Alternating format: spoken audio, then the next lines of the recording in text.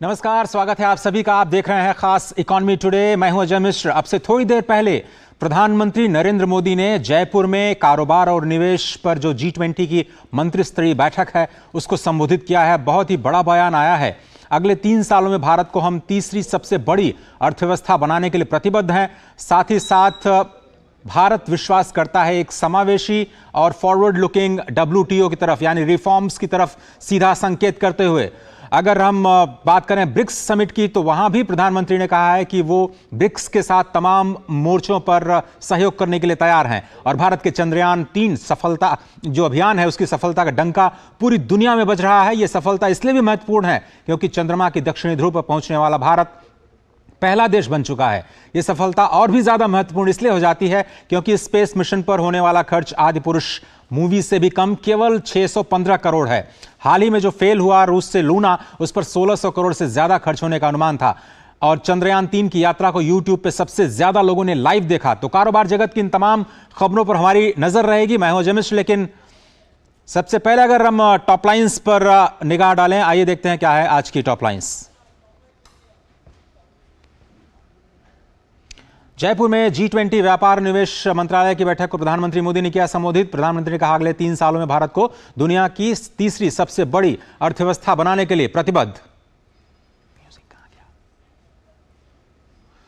विकास की रफ्तार बनाए रखने के लिए महंगाई पर नियंत्रण जरूरी। RBI गवर्नर का बयान, कीमतों में स्थिरता पर किसी भी खतरे के लिए तैयार है RBI।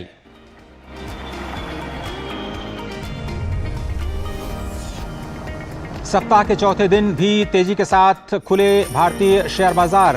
देखेंगे कहां पर है आज स्टॉक्स में तेजी।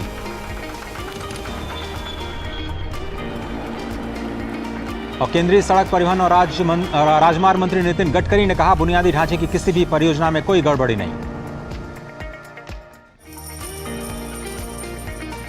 और प्रधानमंत्री ने अब से थोड़ी देर पहले जो जयपुर में बड़ा बयान दिया, जो तीसरी सबसे बड़ी अर्थव्यवस्था को लेकर के, और उन्होंने कहा कि जो WTO में है रिफॉर्म्स, उसकी लगातार भारत वकालत करता रहा है। आइए सुनते हैं सबसे पहले प्रधानमंत्री मोदी को।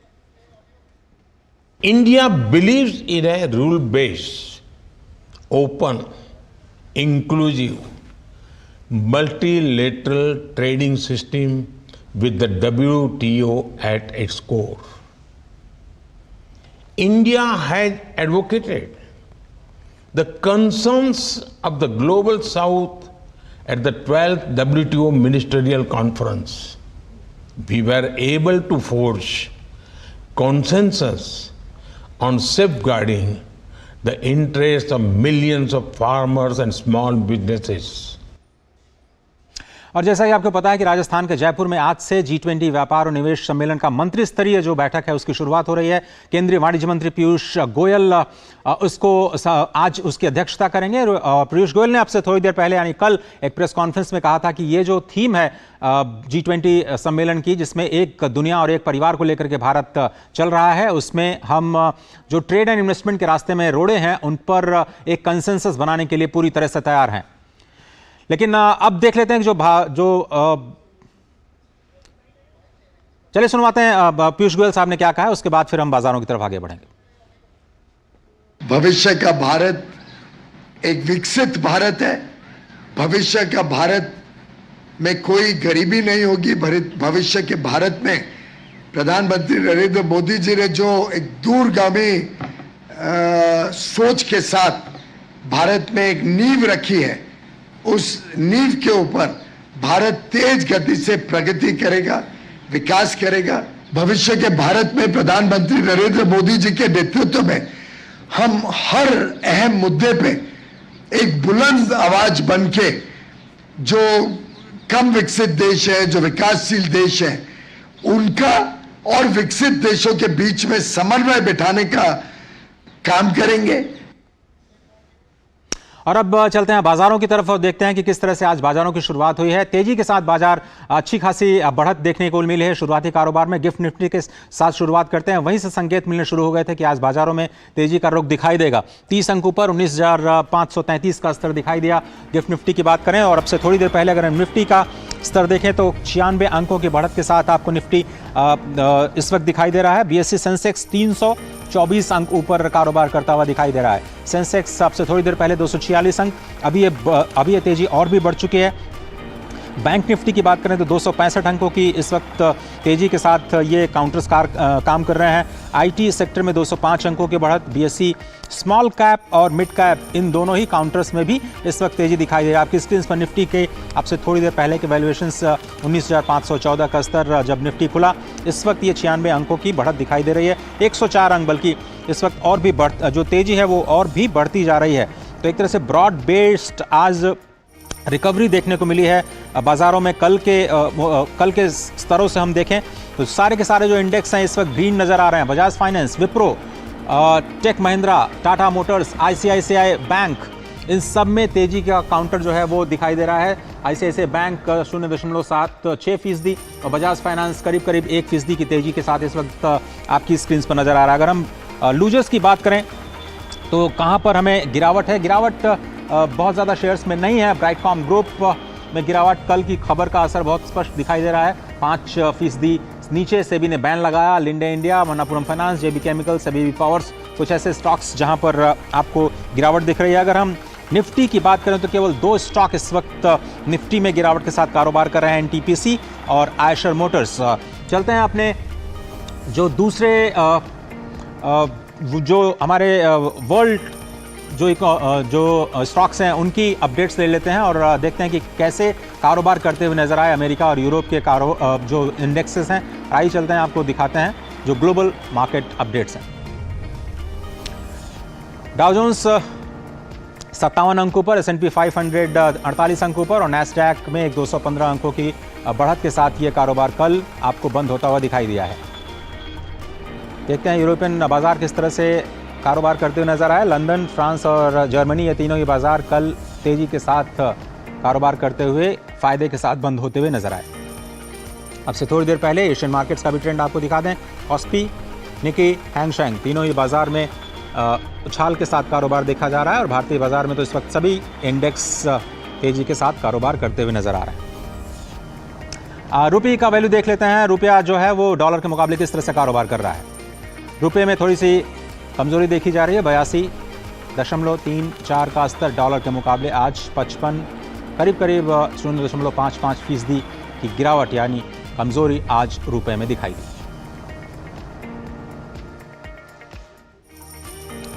क्रूड का भाव आपकी स्क्रीन पर 82.9 का स्तर दिखाई दे रहा है। कच्चे तेल में आज गिरावट देखी गई है, 0.31% की गिरावट आज। इकोनॉमी टुडे में एक छोटा सा ब्रेक लेते हैं। ब्रेक के उस पार वक्त हो चला है आज के फोकस का और आज हमारा फोकस रहेगा स्पेस सेक्टर। कहीं मत जाइए, देख रहे हैं आप इकोनॉमी टुडे। मन की बात है जन जन की, संघर्षों के कुछ किस्से, कहानी कुछ सफलताओं की, अनकही विरासत की, उम्मीदें नए भारत की। महीने के आखिरी रविवार का रहता है इंतजार। ब्रह्मपुत्र के घाट से हिमालय के विस्तार तक होती है मन की बात प्रधानमंत्री के साथ। तो सुनिए इस महीने 27 अगस्त सुबह 11 बजे मन की बात आकाशवाणी और दूरदर्शन के सभी चैनलों पर। आप भी माननीय प्रधानमंत्री की मन की बात का हिस्सा बन सकते हैं। इसके लिए आप अपने सुझाव post box number 111 Akashvani Delhi को भेज सकते हैं। इसके अलावा नमो ऐप या माई गोव के ओपन फोरम में पोस्ट कर सकते हैं।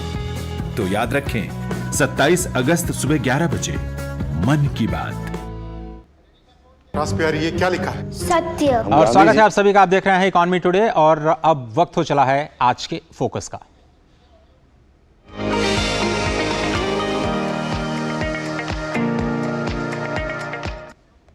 और आज का हमारा फोकस है भारत का स्पेस सेक्टर, क्योंकि सभी की निगाहें, पूरी दुनिया की निगाहें कल भारत के चंद्रयान 3 पर टिकी रही और जिस तरह से हमने एक सफल प्रक्षेपण किया और भारत दक्षिणी ध्रुव पर पहुंचने वाला पहला देश बना। सबसे ज्यादा यूट्यूब पे देखे जाने वाला ये वीडियो। इस वक्त हम देखें तो भारत का स्पेस मार्केट पूरी दुनिया में केवल 2 से 3% है। प्रधानमंत्री ने कल कहा कि ये एक नई शुरुआत है। 2030 तक ये हिस्सेदारी 10% तक पहुंचने की उम्मीद है। बहुत बड़ा सनराइज सेक्टर आगे आने वाले दिनों में। 40 से 100 बिलियन डॉलर तक पहुंचने की क्षमता इस स्पेस मार्केट में। 1999 से बात करें तो 34 देशों के लिए 381 विदेशी सैटेलाइट हम छोड़ चुके हैं। इसरो दुनिया का इस वक्त छठा सबसे बड़ा नेशनल स्पेस एजेंसी बन चुका है। अंतरिक्ष एजेंसी इसरो ने अब तक उपग्रहों को ले जाने वाले 89 मिशंस लॉन्च किए हैं। इनमें से ये 47 मिशंस बीते 9 सालों में ही लॉन्च किए गए। एक साथ हमने 104 सैटेलाइट्स भी लॉन्च करके अपनी एक नई क्षमता पूरी दुनिया को दिखाई। इस वक्त स्पेस सेक्टर में भारत में 400 से ज़्यादा कंपनियां, छोटी बड़ी सारी कंपनियां मिलाकर के काम कर रही हैं। एक हमने नई कंपनी बनाई है न्यू स्पेस इंडिया लिमिटेड, जो अगले 5 सालों में 1.2 बिलियन डॉलर का इन्वेस्टमेंट करेगी और ये पब्लिक प्राइवेट पार्टनरशिप को एक साथ ले आने की कोशिश करती है। भारत के स्पेस सेक्टर में जो स्टार्टअप्स हैं वो एक नई कहानी, नई उभरती हुई कहानी है। स्पेस टूरिज्म का बाजार तेजी से बढ़ रहा है। भाई, एक टिकट की बात करें तो आपको 50,000 से 1 लाख डॉलर चुकाने पड़ेंगे अगर आप स्पेस में जाना चाहते हैं। ये भी एक नया बाजार टेस्ट किया जा रहा है। भारत इसमें एक बड़ी भूमिका निभा सकता है। चलते हैं अपने हमारे आज के मेहमान के पास और समझने की कोशिश करते हैं कि क्या कुछ है इंडियन स्पेस सेक्टर। बहुत बहुत धन्यवाद lieutenant general Anil Bhatt, director general Indian space association, इस खास प्रोग्राम में शामिल होने के लिए। सबसे पहले तो आपको बधाई हो इस बड़ी सफलता की। और भारत का स्पेस बाजार आज जिस मोड़ पर खड़ा है, प्रधानमंत्री ने कहा कि एक नई उड़ान के लिए हम तैयार हैं। क्या समझें, क्या हम नई कहानी लिखने जा रहे हैं 2025, 2030, 2050 तक? निश्चय ही जून 2020 में हमारे प्रधानमंत्री ने स्पेस सेक्टर को प्राइवेट प्लेयर्स के लिए खोल दिया था। ये एक बहुत ही हिस्टोरिकल एक एक्शन था, जिसके बाद में भारत में पहले तो पुरानी कंपनियां थी जो इसरो को सप्लाई करती थी, अब नई स्टार्टअप्स और इन पुरानी कंपनियों को खुद इंडिपेंडेंट काम करने का मौका मिला। और हमने एक स्टडी की ENY के साथ में, जिसके हिसाब से जो हमारा ग्लोबल इकोनॉमी का हिस्सा था 2.3% और जो 9.6 बिलियन डॉलर पर था, वो 2025 तक 13.6 बिलियन डॉलर तक पहुंचने की आकांक्षा है। और सबसे अच्छी बात यह है कि पिछले 5 साल में 303 मिलियन डॉलर्स हमारे स्टार्टअप्स में वेंचर कैपिटलिस्ट ने भट्ट साहब, मैं स्टार्टअप्स बाद में आऊंगा क्योंकि वो एक नई उभरती हुई कहानी है, उस पर हम अलग से चर्चा करेंगे। लेकिन ये हमारा ये मिशन इतने कॉस्ट इफेक्टिव क्यों है, जब पूरी दुनिया में हमने देखा कि जो अभी लूना की बात करें 200 मिलियन डॉलर की बात कही जा रही है, हम केवल 75 मिलियन डॉलर में अपना मिशन कंप्लीट करते हैं और सक्सेसफुल होते हैं। भारत के इतने कॉस्ट इफेक्टिव होने की क्षमता के पीछे का राज क्या है? ये है हमारे इसरो की क्षमता, जो कम बजट में एफिशिएंट ऑप्शंस स्पेस में लेकर आते हैं। और इसमें हमारे साइंटिस्ट की मेहनत है, हमारा एक काम करने का तरीका है। और सबसे अच्छा ये है कि इंडिया में अपनी अच्छी ट्रेन्ड मैन पावर अवेलेबल है, साइंटिफिक मैन पावर देश के अंदर है। इन सब फैक्टर्स के कारण से हमारा ओवरऑल कॉस्ट दुनिया के और देशों के कंपैरिजन में कम पड़ता है। पर इस कॉस्ट को हमको बहुत ज्यादा नहीं जाना चाहिए, क्योंकि कॉस्ट से ज्यादा जरूरी स्पेस की दुनिया में है क्वालिटी। और वो क्वालिटी अभी तक बहुत हाई लेवल की है, जो कि आपने कल चंद्रयान से देखी। और उसको मेंटेन करना ग्लोबल मार्केट में कॉस्ट से ज्यादा जरूरी है। बिल्कुल सही आपने भट्ट साहब। अब हम आते हैं जो आपने बात की कि स्टार्टअप्स बहुत तेजी से काम कर रहे हैं। ये जो भारत के स्टार्टअप्स की कहानी है, जो पिछले केवल 2 सालों में हमने देखी है स्पेस सेक्टर में, किस तरह की संभावनाएं आप देखते हैं? कौन से सॉल्यूशंस हैं जिस पर हम काम कर रहे हैं और पूरी दुनिया को आने वाले दिनों में हम एक दिशा दिखा सकते हैं अपने स्टार्टअप इकोसिस्टम के जरिए? भारत में स्पेस स्टार्टअप्स को जो इम्पीटस मिला है गवर्नमेंट के अनाउंसमेंट के बाद में, उसका नतीजा ये हुआ है कि 2018 में जहां 5 से 6 स्टार्टअप थी, आज 148 स्टार्टअप्स हैं जो स्पेस में काम कर रही हैं। और यही नहीं, जो पहली स्टार्टअप 2018 में बनी थी स्काईरूट, उन्होंने तो पिछले साल अक्टूबर में प्री ऑर्बिटल लॉन्च भी कर लिया है। 2-3 और सैटेलाइट्स हैं स्टार्टअप्स हैं जिन्होंने सैटेलाइट्स बना ली हैं। और उनमें से एक कंपनी है जो कि 36 सैटेलाइट्स का कॉन्स्टलेशन अगले 2 साल में पूरे दुनिया में remote sensing, hyperspectral remote sensing के लिए काम करेगा। हमारी स्टार्टअप्स सब डोमेन्स में, यानी कि लॉन्च व्हीकल्स, जिसमें कि एक हमारी स्टार्टअप 3D से बनाए गए, 3D प्रिंटिंग से बनाए गए इंजन का रॉकेट बना रही है, और उनका भी ट्रायल अगले महीने, ये 1-2 महीने में होने वाला है। उसके अलावा सैटेलाइट्स बनाने में है, और सबसे ज़्यादा क्षमता और सबसे ज़्यादा जहाँ फंड्स हैं, जहाँ इकोनॉमी में, ग्लोबल इकोनॉमी में, वो है एप्लीकेशंस में भी हमारे स्टार्टअप काम कर रहे हैं। भट्ट साहब, लेकिन ये एक ऐसा सेक्टर है, स्पेस सेक्टर, जिसमें निवेश बहुत बड़े पैमाने पर जरूरत होती है, लॉन्ग जेस्टेशन पीरियड होता है, आप सफल होंगे या नहीं इसकी गारंटी नहीं होती है। ऐसे में निवेश को आकर्षित करने के लिए, चाहे स्टार्टअप इकोसिस्टम में हो या फिर कोई कंपनी एज अ वेंडर काम करे बड़े सेशंस के लिए, अगर हम निवेश को आकर्षित करना चाहते हैं, हमें क्या कुछ सही कदम उठाने पड़ेंगे जिससे दुनिया का इन्वेस्टमेंट भारत पर आए? विश्वास तो हमने बना ही लिया है। एक तो टेक्निकल क्षमता तो सबसे जरूरी है, और वो विश्वास इसरो ने हमारे लिए काफी बनाया है। पर इसके अलावा और बहुत जरूरी है गवर्नमेंट का सपोर्ट, और इस सपोर्ट में है कि ऐसे इंसेंटिव्स जो इंपोर्ट के लिए इंसेंटिव्स हो, वो टैक्स हॉलीडेज हो, PLI में हो, GST में कमी डाली जाए, और FDI के भी निवेश को स्पेस सेक्टर में बढ़ाया जाए। ये सब स्टेप्स लेने की जरूरत है अगर हमने स्पेस इकोनॉमी को बढ़ाना है, और गवर्नमेंट इसकी तरफ ऑलरेडी काम कर रही है। FDI पॉलिसी स्पेस में शीघ्र ही आने वाली है, ऐसा हमको बताया जाता है, और साथ ही गवर्नमेंट GST और PLI इत्यादि के लिए भी देख रही है। जी भट्ट साहब, अगर हम प्लेयर्स की बात करें तो प्राइवेट प्लेयर्स या फिर जो MSME सेक्टर इसमें काम कर रहे हैं, उनको बढ़ावा देने के लिए किस तरह से हम लोग और काम कर सकते हैं, और जिस तरह से 400 से ज़्यादा कंपनियां स्पेस सेक्टर में काम कर रही हैं, उनको कैसे हम इंटीग्रेटेड वे में अपने इस पूरे इकोसिस्टम को ले जा सकते हैं? वो कौन सी पॉलिसीज अब चाहिए, या फिर रेगुलेशंस को भी जो लेकर के कदम उठाए गए हैं उस पर एसोसिएशन की क्या राय है? जब आप फीडबैक लेते हैं अपने प्राइवेट इंडस्ट्रीज से, उनका क्या कहना है? तो सबसे बड़ी बात और सबसे पहले जो मैंने आपको बताया है कि FDI अगर और लिबरल आ जाएगा, जो कि हमको सरकार ने बताया है कि शीघ्र भी आने वाला है। उसके अलावा स्पेस पार्क्स बनाने का अभी काफी स्टेट्स ट्राई कर रहे हैं। स्पेस पार्क का मतलब है जहां पर एक जगह पर इंसेंटिव दिया जाए, सारी की सारी स्पेस इंडस्ट्री एक साथ हो, आपस में काम कर पाए, और साथ ही उनको स्पेशल इंसेंटिव्स टैक्स के ऊपर, GST के ऊपर वहां पर मिले, और इन सब पर काम हो रहा है। रेगुलेशन जो सबसे जरूरी था और सबसे अहम था, वो गवर्नमेंट ने अप्रैल में इस साल निकाल लिया है। उन्होंने एक नई ऑर्गेनाइजेशन बनाई है इन स्पेस, जिसका काम स्पेस को प्रमोट करना है और स्पेस को रेगुलेट करना है।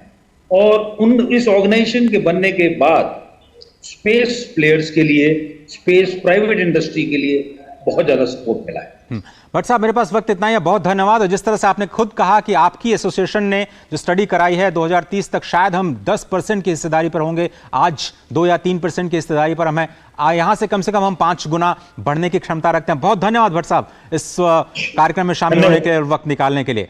और अब देख लेते हैं जो बड़ी खबरें हैं दूसरी कारोबार जगत की, उसमें क्या कुछ सुर्खियां हैं। आइए डालते हैं फटाफट अंदाज में दूसरी बड़ी कारोबार जगत की खबरों पर।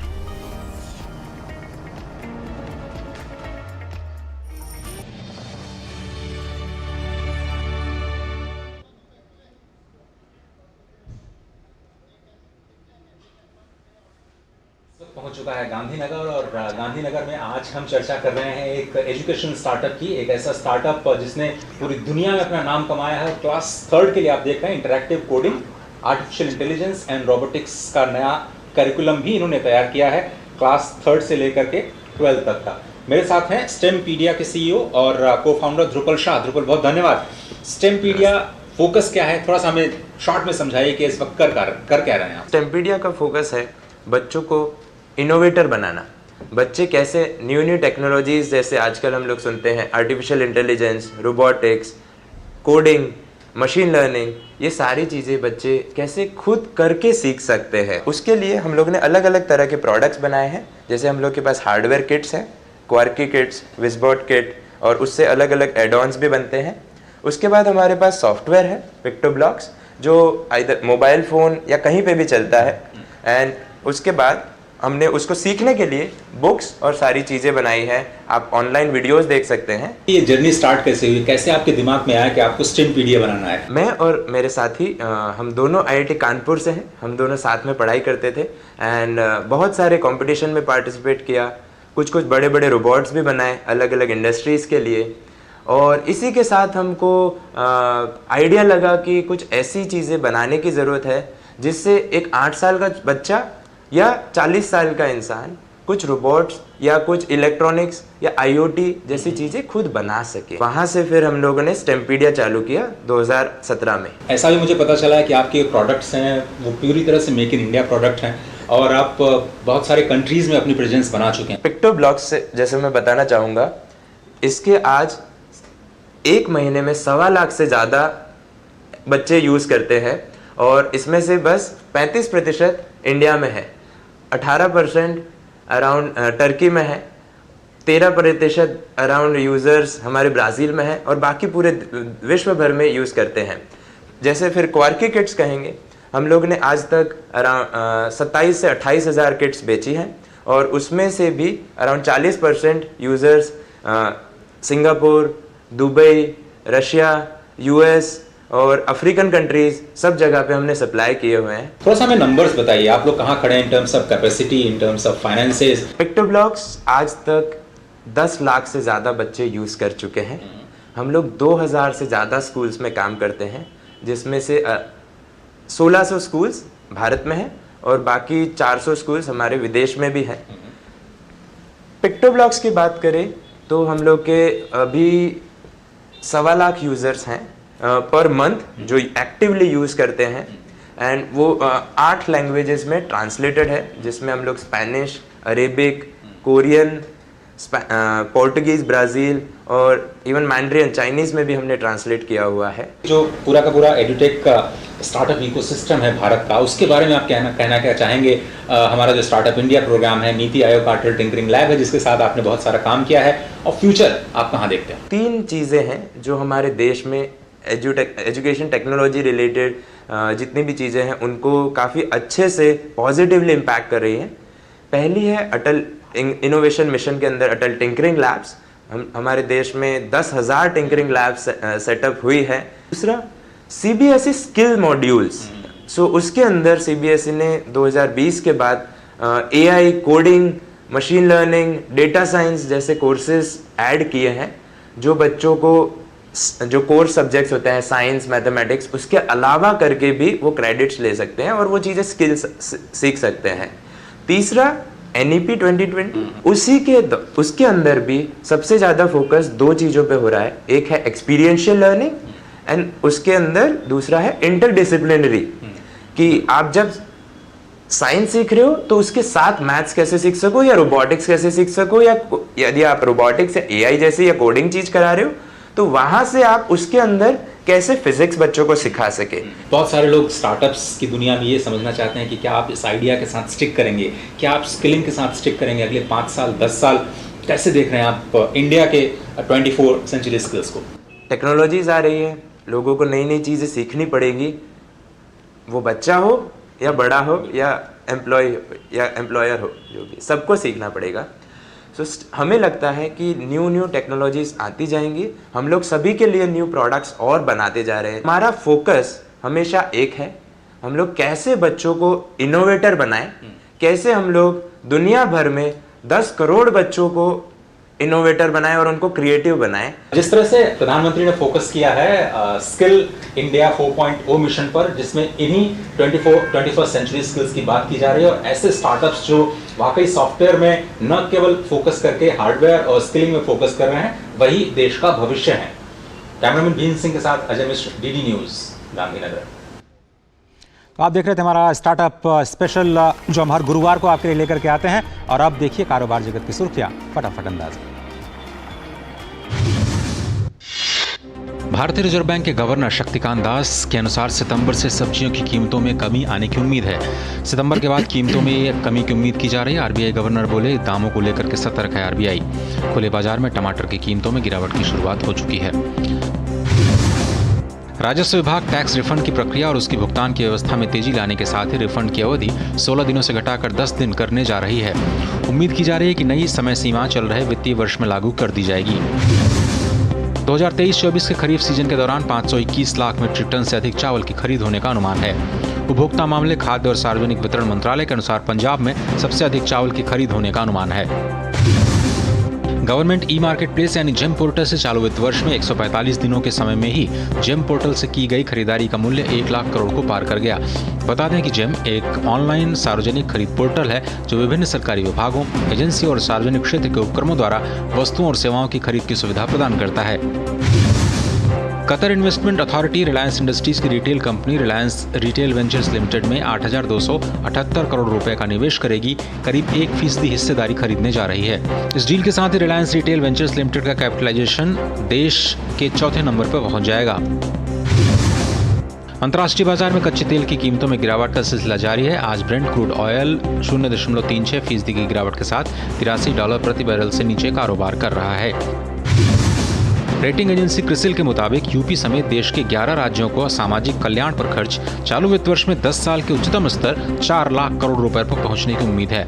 क्रिसिल के मुताबिक वित्त वर्ष 2017-18 से पहले सामाजिक कल्याण पर राज्यों का औसतन 1.2% खर्च किया जाता था, जो अब बढ़ करके एसजीडीपी का 1.7% हो गया है। ऊर्जा क्षेत्र की अग्रणी company Shell Energy India Private Limited Gujarat में 3,500 करोड़ रुपए का निवेश करेगी। गांधीनगर में मुख्यमंत्री भूपेंद्र पटेल की मौजूदगी में शेल एनर्जी के बीच समझौते करार पर हस्ताक्षर हुए। आरबीआई के अनुसार चालू वित्त वर्ष की पहली तिमाही में विदेशी लोगों द्वारा भेजे गए धन में करीब 51% का इजाफा हुआ है। पहली तिमाही में 9.1 अरब अमेरिकी डॉलर विदेशी लोगों द्वारा अपने देशों में भेजा गया है। ग्लोबल क्रिप्टो करेंसी मार्केट में बिटकॉइन समेत कई कॉइन्स में गिरावट देखी जा रही है। दुनिया का सबसे बड़ा क्रिप्टो बिटकॉइन बीते 7 दिनों में 11% गिर चुका है। फिलहाल इकॉनमी टुडे के आज के इस अंक में सिर्फ इतना ही। डीडी न्यूज़ पर खबरों का सिलसिला लगातार जारी है और देश और दुनिया के कारोबार जगत की खबरों को आपके लिए आसान बनाने के लिए हम लगातार आपसे मिलते रहेंगे। फिलहाल दीजिए इजाजत, नमस्कार।